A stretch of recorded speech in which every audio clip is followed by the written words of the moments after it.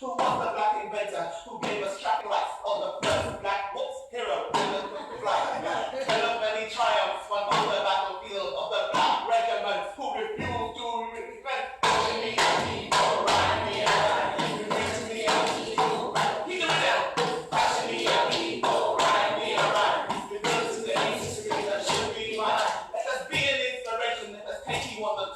And with the key of knowledge open some closed doors.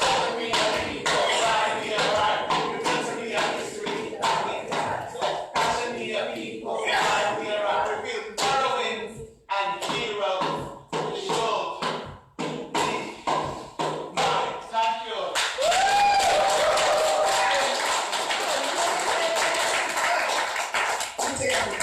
I like that. I was getting. Lovely, thank you very, very much. Thank you very much. Thank you so much. I love that. And also, please, if it's not your intention today to purchase a book, seriously, go and have a look.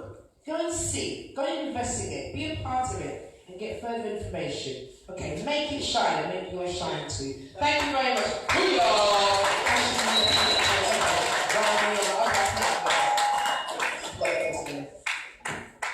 We've been going now, we started in March of this year at a place called the Rocket in Acton. So we did March, April, May, we didn't do June, we did 2 in July, we didn't do August, and then we did September, and then we're here, as I said, November and in December. And for all that time, there's been quite a few people that have been to every single performance, every single show, and I'm so grateful. And one of those people is Anthony. So Anthony, would you come and join us on stage, please? Come on down. Woo! Come on down. Come on down. Thank you very much. We've had a bit of quite. Is this a? Oh wow! I know you decided what you're going to do. You're going to do what not? Like, oh well, you will. Look, okay, let me just take it off. There we go. Give Anthony a round of applause, please. There we go. Thank you. Woo! Come on, Anthony. So it's either a bit of nostalgia about Bonfire Night, which was written a few days ago, or a murder mystery. So, what do you want?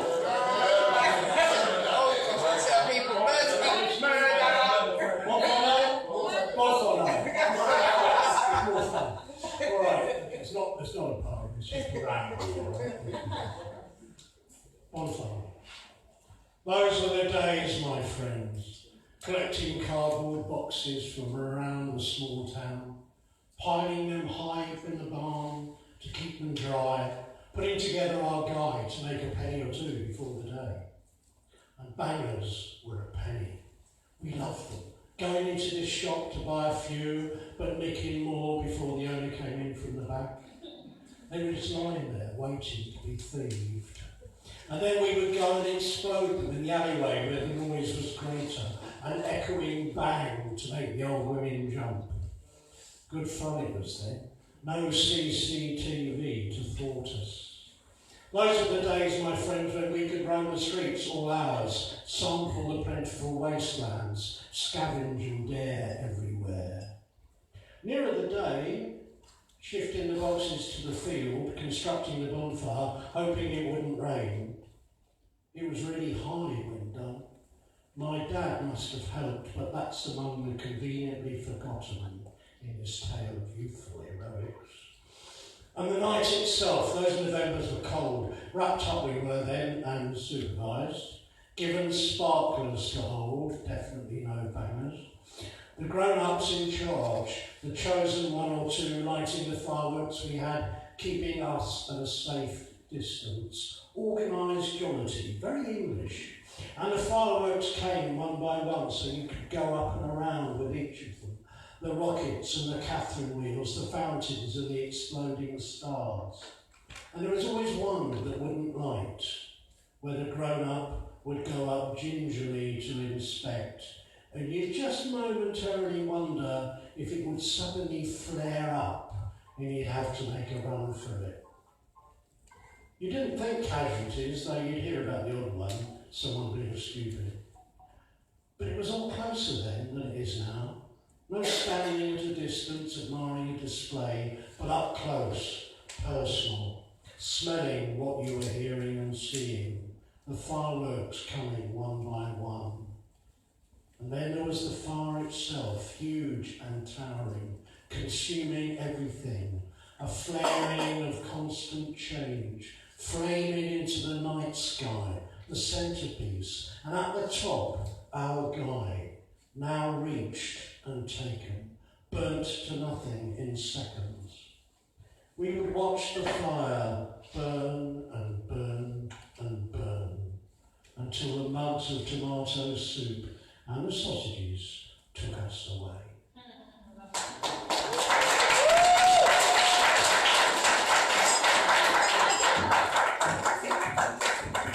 Thank you very much. We have another open mic. Tosin, can you come to the stage, please? There we go. Very good. Raise this up for you. Yeah, I should be. Yeah, don't struggle. Don't struggle.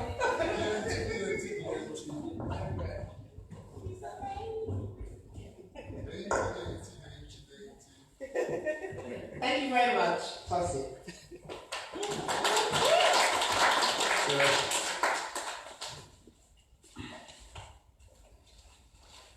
Can't help but feel what I'm saying. That's a right to do better than the first one. Right, because in all honesty, I was bad at it. Bad as in dedicating a pen and paper to himself. Keep a book as a stranger, but in all honesty, words to intimidate my thoughts into omnipotence. Sorry.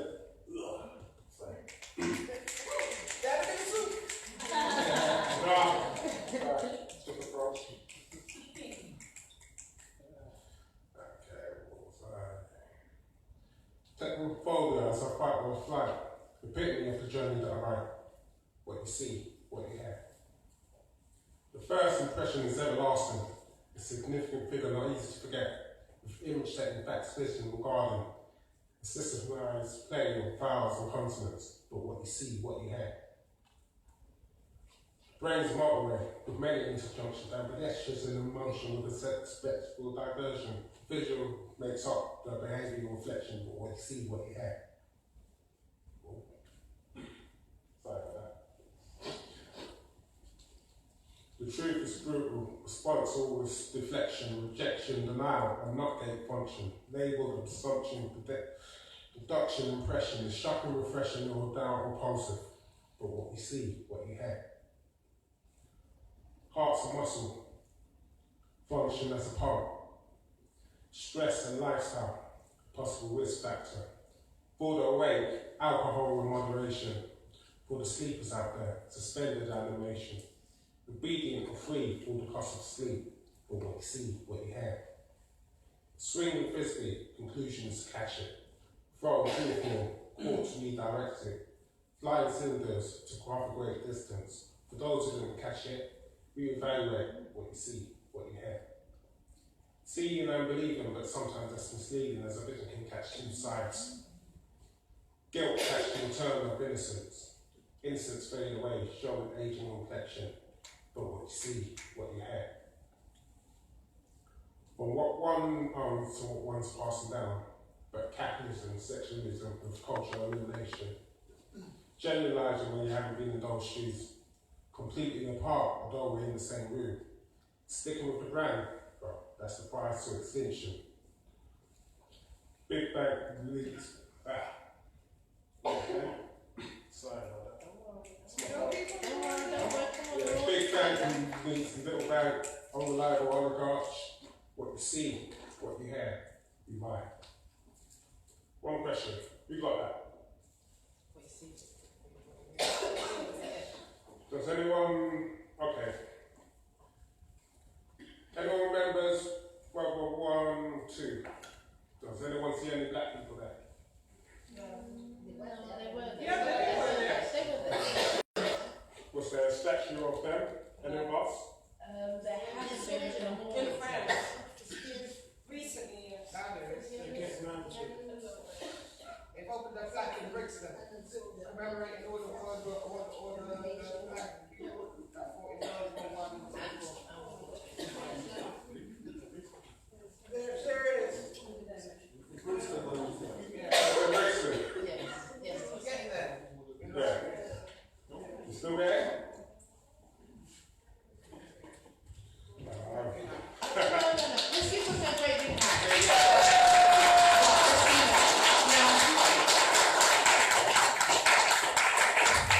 You asked us a question, do we get it? Yeah. And I believe that you're talking about the piece, the prose that you just recited, is that correct? Now, from what I understood, is what you see is what you get. That was the part that I understood from it. Now, What you see, what you get. what you see is what you get, is that correct? What you get. What you hear. Yeah. What is the message that you wanted us, irrespective? Because sometimes we all write a poem and we have an intention that people will know exactly what we're talking about.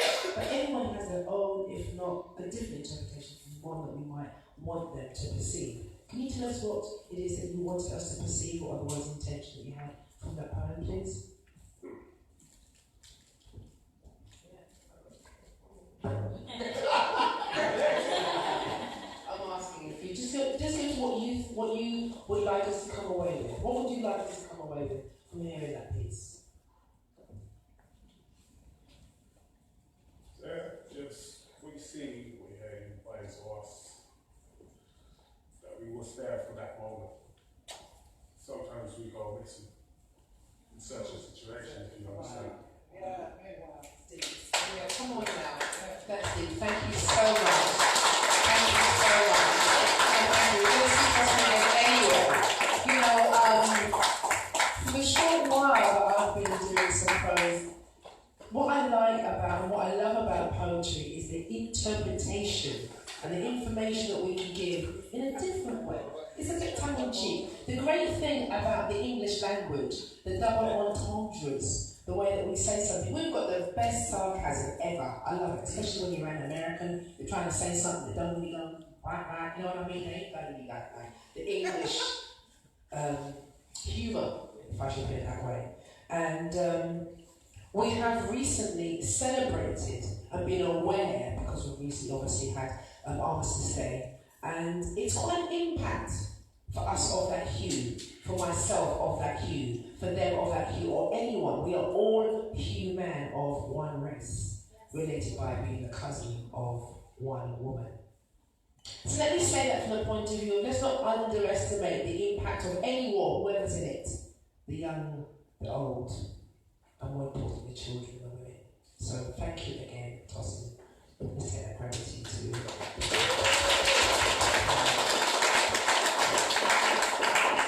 Let's bring up another one of our featured artists, and we have KG Lester.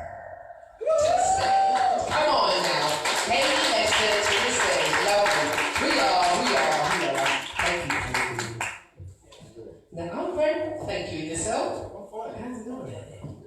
Is that good? How you guys doing, alright? One president. Now, KG, you have a society. What's the name of the society again? The Word Love Society. The Word Love Society. And your Word Love Society has been going on for how long now? Almost a decade. Almost a decade. And first, why did you start it? I started it because there really wasn't a writers' group in Hackney, where I'm based, for adults, not stuff for children, but not mainly for adults. So I attended a couple of poetry events, and I got the inspiration to start my own writers' group. It's been going ever since. I'm based in Hackney, so it's like 100 miles away from here. It took me ages to come here because there was no overground service. It's a nightmare. Every time I come to these events, KG, you just have Jamaican travel islands. I got it too. We always get lost somewhere. Well, There's no why. palm trees. But I've made it. I've come all the way from Hackney, to come here. So I've made it. That's what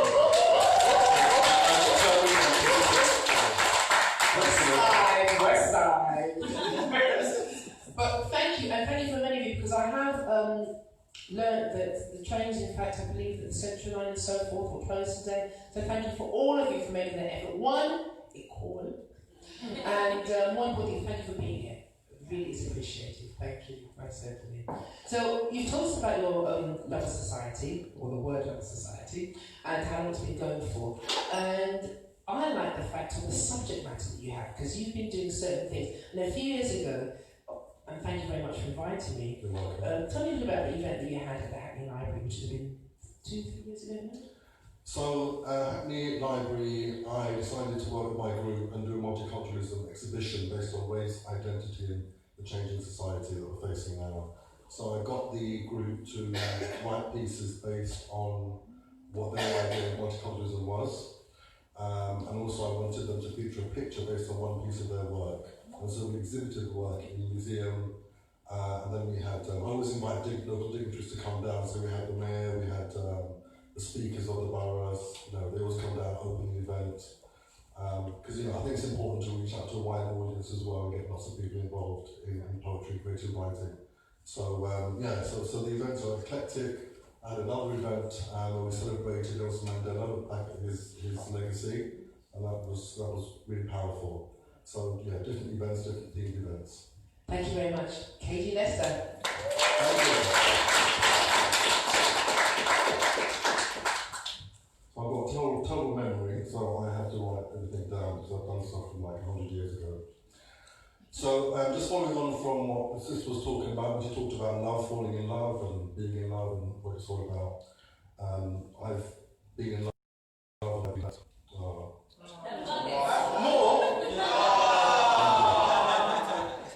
and this is called Sugar on the Lips.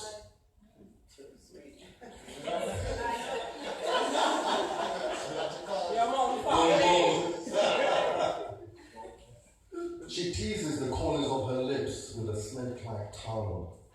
Her skin is rich mahogany brown, crystal clear and as smooth as warm honey. Her bouncy, jet-black, kinky afro dances in the evening breeze, blowing this way and that. She enhances her hourglass figure with a sassy walk that commands admiration. I want that sugar on my lips. I am in awe of her beauty and intelligence and her naturally majestic swagger. She's strong, self-reliant and self-assured, but still vulnerable and soft in a womanly way. Will she accept my proposal to build a life with her? Will she look upon me favourably?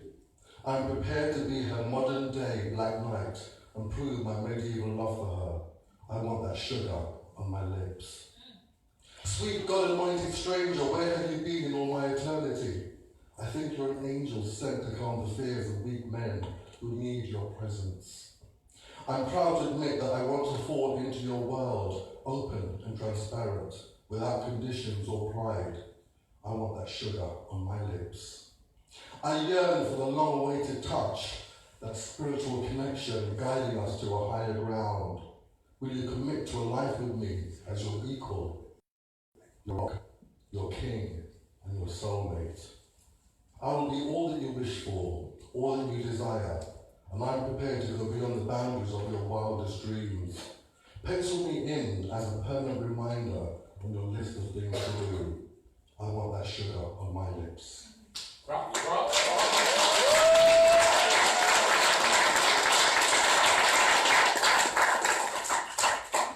We split up now anyway, so she's not feeling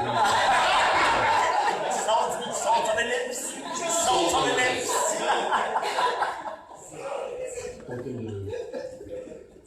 So the writing I do is very much inspired on current events and what's kind of going on in the world.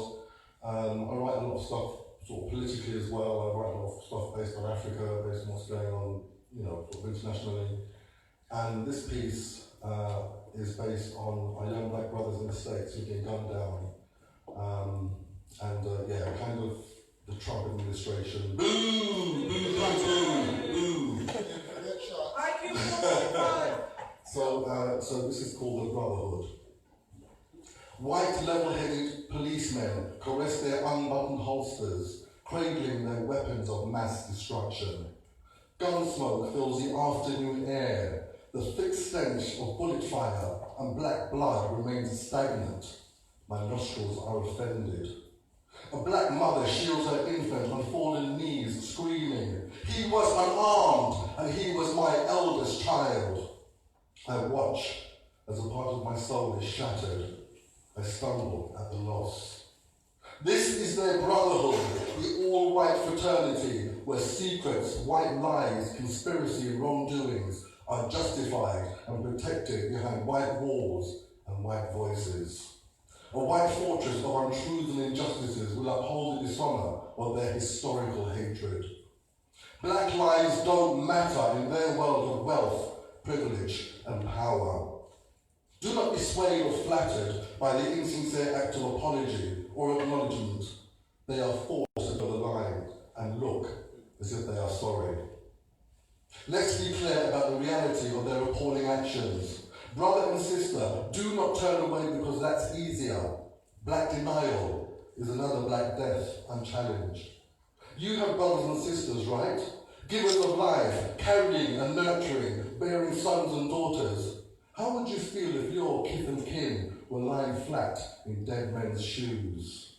Rise up to defeat the debilitating disease of racism in all its forms, from the high echelons of power to the poverty-stricken man on the street, who even in his darkest hour will be comforted in the knowledge that no matter how poor and pitiful he may be, he will still be better than the black man. This is their brotherhood.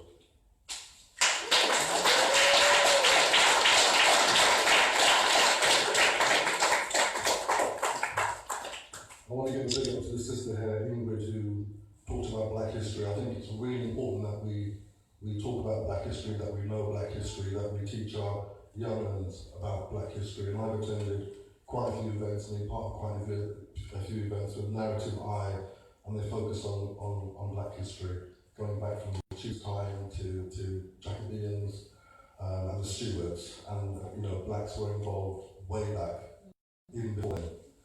So, big up, Sister INGRID. This piece basically is kind of how I feel about slave trade, so this is called Stolen. I have the freedom to walk on the soil of my mother's land. We were the first of your kind to civilize, educate and tame. Don't be fooled by the media hype of untruths, distortions and fantasy. This is just their white noise, sounds of hate and fear. Our great continent was once revered, but now all that remains are remnants of the glory years. Tribal values once steeped in honour and traditions are slowly eroding as money and greed dictate to please and appease the foreign faces that smile, but hold a darker evil. Make no mistake that outsiders are intent on destruction. They only come to take what is rightfully ours. They mean us harm. Too late now to sound the alarm. The irreversible damage has already been done. The chant of Black Death has long begun. Some of our leaders are also to blame for the treachery and enslavement of an entire race. Duped for access with promises of wealth and power. How did they sleep at night bearing the weight of that shame? The pale demon's poison permeates this important part of the planet. Painful, powerful, and yet very persuasive. Their guises are convincing, sophisticated, and deadly. Striking while vulnerable. The coup d'éclat, the land of our forefathers, stolen.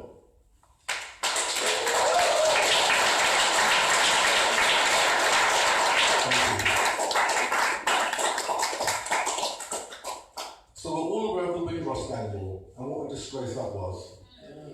Absolute disgrace, and I can't forgive Theresa May. She was Home Secretary at the time. I think she should have gone as well as Amber Rudd. So, I kind of think back to my parents when they came in this country back in the 50s. They worked hard, they built this country up, it was a complete bleep hole. And if it wasn't for black people coming from the Caribbean and Africa, I don't know what kind of state this country would be in now. So this is based kind of loosely on my father when he came over first. This is called Dem No One We.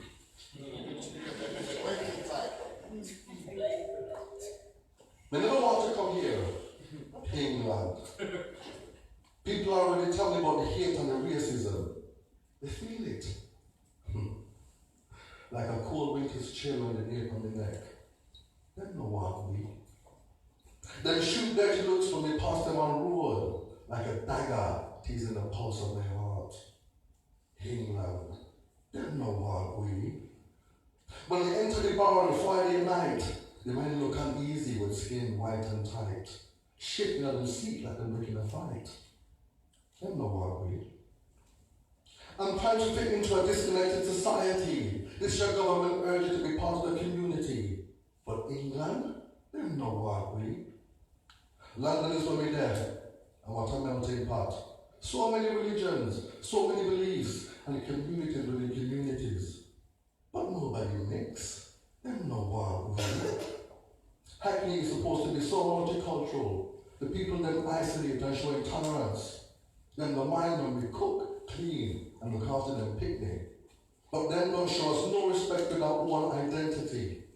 England. Them no want we.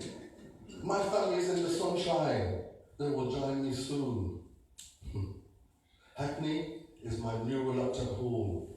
Why I feel so alone. England. Them no want we.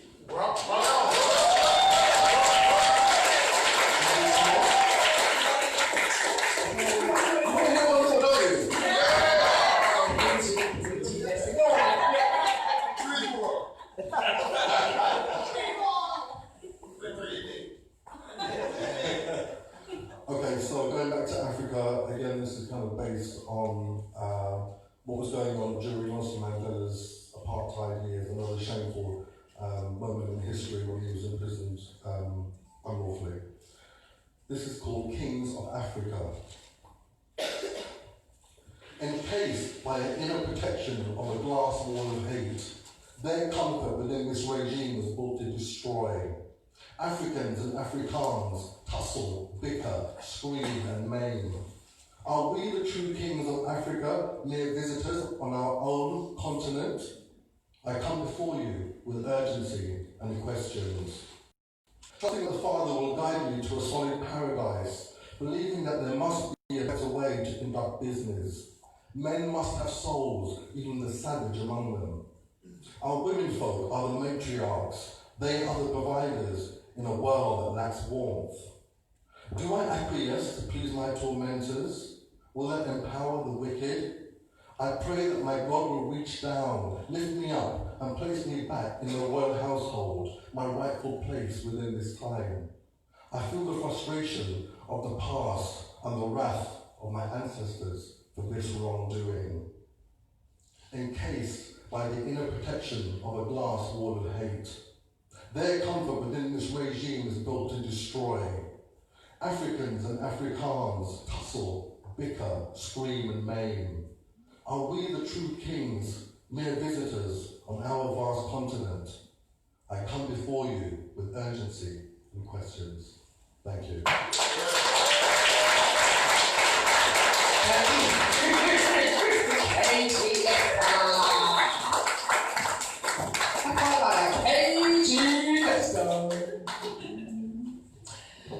What do I want to say? I want to say that please put your comments and your notes, anything that you think. Well, it's always nice to say something nice, isn't it?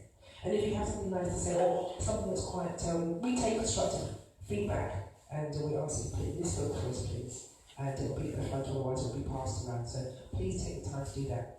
We have more poets to come to the stage. But however, before we do, and wow, NATHALIE VILLOING. VILLOING. That's no, not yet. I want to. There was something for you. Ladies and gentlemen, we're going to take ourselves a short break and come back for a few more poets and NATHALIE. Thank you very much. We're back in about 2 to 3 minutes. Thank you very much. Let's take a break. Music. Be ready.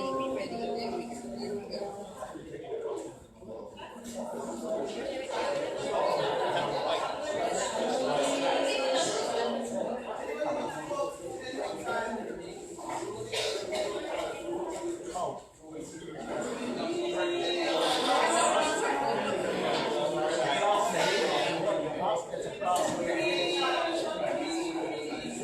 Ask her to